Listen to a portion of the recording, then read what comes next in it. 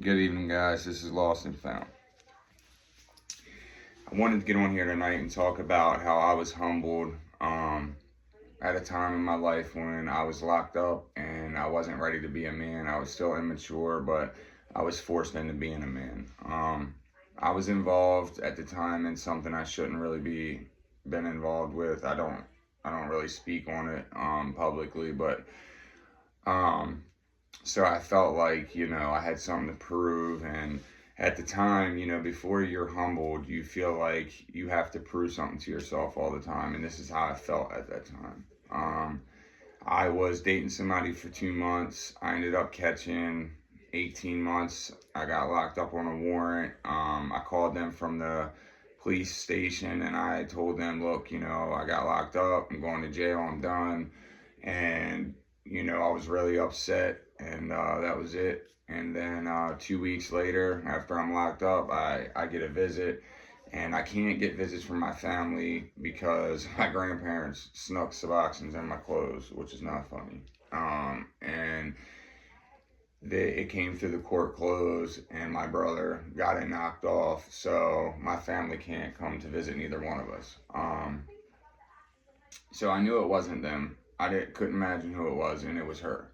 I could see it on her face what she was going to tell me, that she was pregnant, and she did. This would have been my first kid, and at the time I didn't think I could have kids. So, I begged her not to do anything with it, not to have an abortion, and, ride it out. And she said she couldn't. So, but she wanted to be together because she felt like that was a sign. So I went with it like a dummy. I got cheated on 6 times while I was in there. You guys know how that goes. So I end up downstairs. I'm on medium security, and I find out there's a pedophile in the unit. So I go in the room, I beat him up. He actually fights back. I check him in, and he tells on me. So I go to lockup, and then I go upstairs to Max. When I go upstairs to Max, I'm on the unit with 12 Muslims, and I've never had a problem with Muslims before this. I think they just didn't like me, honestly. It was me and a friend that I had been through a lot of stuff with at the time. And I was on the phone stressed out, and I was calling this girl back to back to back. And I was on my 6th clip on the phone, and it's mandatory that we wear shoes, So I already had my shoes on, and he comes up. He usually doesn't wear shoes, but now he does have his shoes on. And he's like, hey, bud, that's your last clip on the phone and all this. So, my pride got in the way. I'm like, he's not going to talk to me like that. So I get off the phone, I hand it to somebody else. And when I do that, immediately I know I messed up. He actually, he walked up to the bars, and if you've ever been to Jennifer Road in Annapolis, Maryland, they have steel bars, and there's like a walkway. And he was blocking the walkway, so I couldn't get to the back to get my shoes. I already had them on. He didn't know that. So I knew there really wasn't no getting out of this. So I kind of just squared up with him, and as I did, I see feet coming off the bunks everywhere in the back, and they're all putting their shoes on. There was 12 Muslims on this unit.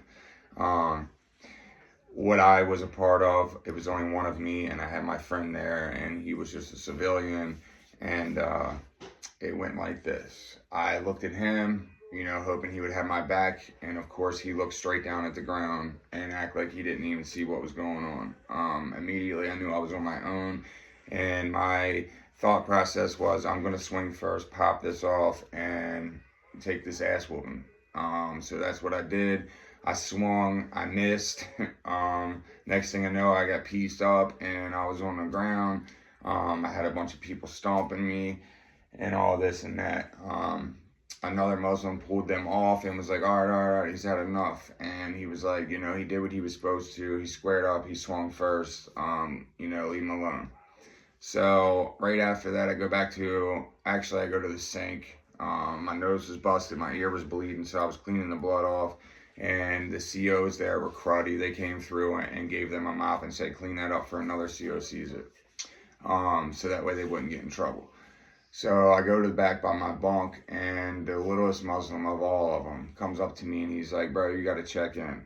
I'm like, bro, you're not checking me in and nobody else is. I was like, you're going to have to kill me in here or we're going to have to keep fighting till the COs come. I don't care. Um, One of the more mature Muslims came over and he's like, nah, bro, he did what he was supposed to. We have respect for him. Leave him alone. That night, my pride was crushed. I've always talked a lot of smack. I've always, felt tough. And, I was a child. I was immature and I got humbled, is what happened.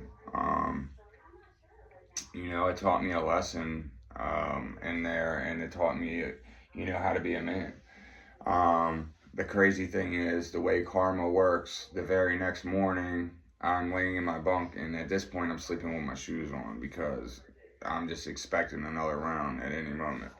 Um, and I hear one of them say, "I'm gonna smack the shit out of you." So I pop up out my bunk, and they're talking to the friend that was my friend who didn't help me. And next thing I know, they open hand smack him. He runs to the front. Back in the day at Jennifer Road, they only had cameras all the way at the front of the catwalk. And he ran up in front of the camera. The COs came in. They pulled everybody out for questioning. They seen my ear was purple and swelled up. I told them I went to go sit down on the bunk. There was an envelope holder. I hit my ear on it. They were not trying to buy it. They just separated the whole tier, and that's pretty much the end of the story. There was a lot of things that happened during that 18 months. I'll get into that at another time. I want to talk to you guys tomorrow morning about another time I was humbled out in the streets. And that's a little longer story. And, that one deals with a little more pain. It's a little harder for me to talk about. But I'm going to do it because I believe somebody can relate. I know somebody can relate because I've seen the people out there going through the same thing I'm going to talk about tomorrow. Just please subscribe, please share, get this out there. It can help somebody. And I'll see you guys in the morning. Stay safe tonight.